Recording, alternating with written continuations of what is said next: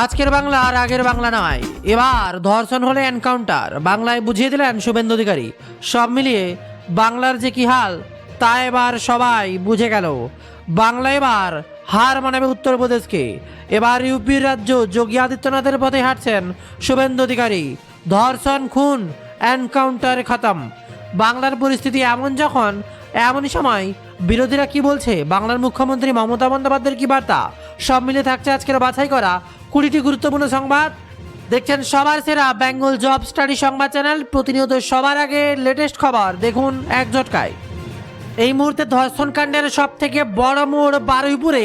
তবে তার আগে এই মুহূর্তে সব থেকে বড় খবর, এক ধাক্কায় আশাকর্মীদের মাসিক সাম্মানিক বাড়ল 5,000 টাকা। এবার কত হচ্ছে বেতন শুনলেই আপনার চোখ চমকে যাবে। আচ্ছা, আরো এক খবর, বিজেপিতে যোগ দিচ্ছে এবার আরো এক বড় নেতা সুখেন্দু শেখর রায় সহ তৃণমূলের 3 প্রাক্তন রাজ্যসভা সাংসদ। টিএমসিকে আক্রমণ এবার সুস্মিতার ভয়ানক তাণ্ডব। থাকছে বাদ পড়ছে না আবহাওয়ার খবরও। কোথাও বানবাসী, কোথাও মুষলধারে বৃষ্টি। ভিজবে উত্তর থেকে দক্ষিণ, গোটা দেশে এবার দখল নিল মৌসুমী বায়ু। উঠেল আবহাওয়ার ভয়ঙ্কর এলারন করে খবর। আর যারা এবার সমুদ্র সৈকত দীঘা যাওয়ার প্ল্যান করছেন তাদের জন্য ভয়ানক খবর, এক্ষুনি ক্যান্সেল করুন। কি ঘটতে চলেছে সমুদ্র সৈকতে থাকছে তা নিয়ে আজকের ভিডিওতে বিরাট বড় খবর। আর এবার আসছি বারুইপুরের ঘটনায়। বারুইপুর কাণ্ডে পুলিশ এনকাউন্টারে ধৃতর মৃত্যু। এনকাউন্টারের তদন্ত এবার সিআইডি। কেন এনকাউন্টার হলো উঠছে তা নিয়ে বিরাট বড় খবর। CID on Baruipur encounter. বারুইপুরে পুলিশের গুলিতে মৃত্যু হয় ধৃত এক অভিযুক্তর। বারুইপুর কাণ্ডে এনকাউন্টারের তদন্ত করছে এবার সিআইডি। ইতিমধ্যে সেই তদন্ত এবার তুলে দেওয়া হয়েছে সিআইডির হাতে। তারাই সমস্ত পর্যবেক্ষণ করতে শুরু করেছে। পুলিশের তদন্তের পর যে খবর উঠে এসছে তা হলো ঘটনার মূল অভিযুক্ত প্রভাস মণ্ডল। ধৃত এই প্রভাস মণ্ডল গত পরশুদিন রাতে ঘটনার পুনর্নির্মাণের জন্য নিয়ে যাওয়া হয় এমনই অভিযোগ। আর তখন প্রভাস এক পুলিশ কর্মীকে আগ্নেয়াস্ত্র কেড়ে নেয়। পালানোর চেষ্টা করে ওই ধৃত এবং পুলিশকে লক্ষ্য করে 1 রাউন্ড গুলিও চালায় বলে দাবি পুলিশের। এরপর পাল্টা পুলিশ 2 রাউন্ড গুলি চালায়। আর এ বিষয়ে তদন্ত নেমেছে রাজ্য পুলিশের সিআইডি। আর আজকেই কিছুক্ষণ পরই সিআইডির অধিকারিকরা আসবেন বারুইপুরে। মাথায় একাধিক আঘাত, গোপনাঙ্গে ক্ষতচিহ্ন, শরীরে আঁচড়, কামড়ের দাগ। মাত্র 12 বছর বয়সে ভয়ঙ্কর হিংসার শিকার হতে হয়েছে বারুইপুরে ক্লাস 6-এর ছাত্রীটিকে। বন্ধুর জন্মদিনে যাওয়ার সময় এমন নরকীয় ঘটনা যে ঘটবে, শিওরে উঠবে গোটা বাংলা, ভাবতে পারেনি কেউই। ঠিক যেন পুকুর থেকে নাবালিকার বস্তাবন্দি মৃতদেহ উদ্ধার হয়েছিল, তার অদূরেই পুনর্নির্মাণের সময় পুলিশের গুলিতে মৃত্যু হয় প্রভাস মণ্ডলের। তার এনকাউন্টারের বিন্দুমাত্র দুঃখিত নয় পরিবার।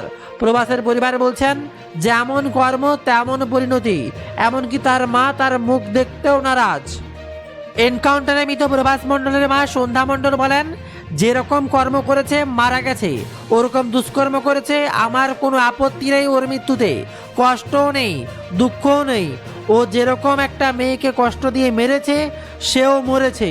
শেষ আমরা দেখেই ছাড়লাম।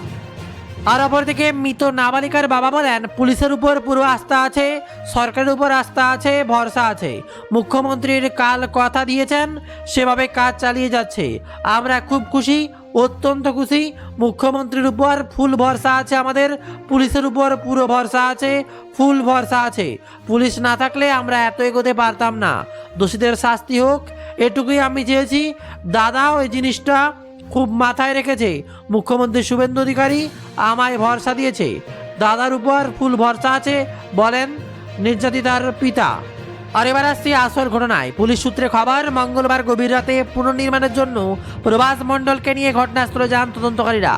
আধিকারিকদের সহ 9 থেকে 10 জন পুলিশ কর্মী। অভিযোগ, আচমকা এক পুলিশ কর্মীর থেকে সার্ভিস রিভলভার ছিনিয়ে নেয় প্রভাস মণ্ডল। পুলিশকে লক্ষ্য করে পর 1 রাউন্ড গুলি চালায়। পুলিশ সূত্রে খবর, তাদের দিকে আগ্নেয়াস্ত্র তাক করে পালানোর চেষ্টা করে প্রভাস। এরপর আত্মরক্ষার্থে পাল্টা গুলি চালায় পুলিশ। আর এদিকে নবান্নে পৌঁছে গিয়েছিলেন বাংলার সুপারস্টার প্রসেনজিৎ চট্টোপাধ্যায়। তারপর জল্পনা তিনি কি রাজনীতিতে যোগ দিচ্ছেন। এবার সবার মনের বার্তাকে জল ঢেলে স্পষ্ট করে তিনি বলে দিলেন নিজের মুখে প্রসেনজিৎ চট্টোপাধ্যায়, কোনো রাজনীতিতে আলোচনা করতে আমি যাইনি এবং রাজনৈতিক মতাদর্শের কথা আলোচনা হয়নি। এদিন নবান্ন থেকে বেরিয়ে প্রসেনজিৎ বলেন, মুখ্যমন্ত্রী শুভেন্দু অধিকারীর সঙ্গে কোনো রাজনীতিতে আলোচনা হয়নি। সঙ্গে প্রসেনজিৎ স্পষ্ট জানিয়ে দেন, তিনি রাজনীতিতে আসলে অবশ্যই সংবাদ মাধ্যমকে জানাবেন। অভিনেতা জানান, বিনোদন জগতের উন্নয়নের নিয়ে মুখ্যমন্ত্রীর সঙ্গে কথা হয়। মূলত 3 সেপ্টেম্বর মহানায়ক উত্তম কুমারের জন্মদিন এবার বড় আকারে পালন করতে চায় বিনোদন জগৎ। যেহেতু এবছরের মহানায়ক জন্মশতবর্ষ, সে বিষয়ে মুখ্যমন্ত্রীর সঙ্গে তার কথা হয়েছে। বাংলা ফিল্ম ইন্ডাস্ট্রিতে কোনো বিনিয়োগ হচ্ছে কিনা সে প্রসঙ্গে তিনি বলেন, এখনই নয়, তবে আগামী 2 থেকে 3 মাস এরকম সম্ভাবনা রয়েছে বলেই মনে করছেন প্রসেনজিৎ চট্টোপাধ্যায়। এদিন প্রসেনজিৎ আরও বলেন, আমার সঙ্গে কারোর কোনো রাজনৈতিক কথা আলোচনা সেদিনও হয়নি, আজও হয়নি। যেটা হয়েছে আমাদের কথা, আমাদের ইন্ডাস্ট্রির কথা, পশ্চিম বাংলার বিশেষ করে মহানায়ক উত্তম জেঠুকে নিয়ে, তার জন্ম শতবর্ষের প্ল্যানিং নিয়ে কথা হয়েছে।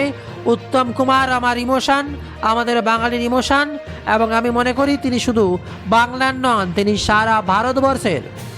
আর এমনই সময় মন জিতলেন গৃহবধূ। অন্নপূর্ণা যোজনার 3,000 টাকা অসুস্থ পড়শির হাতে তুলে দিয়ে সবার মন জিতলেন রায়গঞ্জের বাসিন্দা সুস্মিতা বিশ্বাস।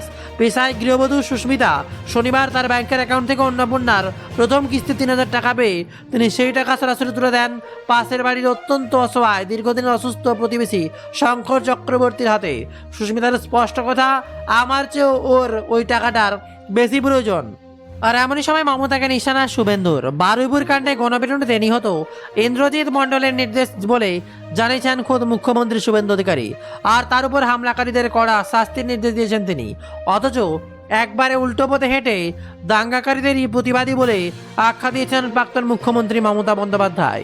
তোষণ রাজনীতির কথা স্মরণ করিয়ে তা নিয়ে এক চ্যানেলে মমতা তোপ দেখলেন শুভেন্দু। আর এবারে আবহাওয়ার খবর। বুধবার রাত থেকেই টানা বৃষ্টি হতে চলেছে উত্তরবঙ্গের পাহাড় থেকে সমতল। তার জেরে বেশ কয়েক জায়গায় ধস নামছে। বৃহস্পতিবার সকাল থেকেই রোডে ধস নেমে বেশ কিছুক্ষণ বন্ধ ছিল বলে জানান চলাচল। অন্যদিকে শিলিগুড়ি থেকে কালিম্পং সিকিমের গ্যাংটক যাওয়ার পথে 10 নম্বর জাতীয় সড়কে বেশ কয়েকটি জায়গায় ধস নেমেছে বলে খবর। সে কারণে ওই পথে বিঘ্নিত হয়েছে গাড়ি চলাচল। কয়েকটি জায়গায় পাথরের চাই দ্রুত সরিয়ে রাস্তা পরিষ্কার করার চেষ্টা চলছে। আর এমনই সময় আরও এক খবর সামনে উঠে আসছে। বিজেপিতে যোগ সুখেন্দু শেখর রায় সহ তৃণমূলের 3 প্রাক্তন রাজ্যসভার সাংসদ। টিএমসিকে আক্রমণ এবার সুস্মিতার। তৃণমূলের রাজ্যসভার সাংসদ পদ ছেড়েই আগেই এবার বিজেপিতে যোগ দিলেন তৃণমূলের প্রাক্তন 3 রাজ্যসভার সাংসদ সুখেন্দু শেখর রায়, প্রকাশ সিং বারিক এবং সুস্মিতা দেব। তাদের যোগদান করায় বিজেপির রাজ্য সভাপতি শ্রমিক ভট্টাচার্য। তাদেরকে উত্তরীয় পরিয়ে যোগদান করালেন বিজেপির রাজ্য সভাপতি শ্রমিক ভট্টাচার্য। আর বিজেপিতে যোগদান করা নেওয়া নিয়ে শ্রমিক ভট্টাচার্য বলেন, বাংলায় 95-এর বেশি % মানুষ ভোট দিতে পেরেছে। মানুষ পশ্চিমবঙ্গের মাটিতে গণতান্ত্রিক ব্যবস্থায় ভরসা রাখতে চাইছে। আর এই পরিস্থিতিতে রাজ্যসভায় 3 সাংসদ যাদের পারফরম্যান্স প্রতিনিয়ত যোগদান সর্বজন বিদিত সুখেন্দু শেখর রায়, সুস্মিতা দেব, প্রকাশ সিং বারিক, এই 3 জনই তাদের সদস্যপদ থেকে ইস্তফা দিয়েছেন। তারা আনুষ্ঠানিকভাবে আমাদের দলে যোগদান করেছেন। প্রধানমন্ত্রী নরেন্দ্র মোদীর সঙ্গে তারা কাজ করবেন। এবার আসছে আশাকর্মীদের বেতন বৃদ্ধি নিয়ে বিরাট বড় খবর। এক ধাক্কায় আশাকর্মীদের মাসিক বেতন কত হলো? 5,000 টাকা বাড়লে কত দাঁড়াচ্ছে তাদের বেতন? উড়ে এলো বিরাট বড় সুখবর। আশাকর্মীদের মাসিক বেতন 6,250 টাকা থেকে 1,05,000 টাকা বৃদ্ধি পেয়ে রাজ্য সরকারের বেতন বৃদ্ধি পেয়ে তাদের মাসিক সাম্মানিক হলো 11,250 টাকা। ভাবা যায়, এবার আশাকর্মীদের বেতন হচ্ছে 11,250 টাকা। আর এমনই সময় বর্ষা মঙ্গল। কোথাও বানবাসী, কোথাও মুষলধারে বৃষ্টি। ভিজবে উত্তর থেকে দক্ষিণ। গোটা দেশে দখল নিল এবার মৌসুমী বায়ু।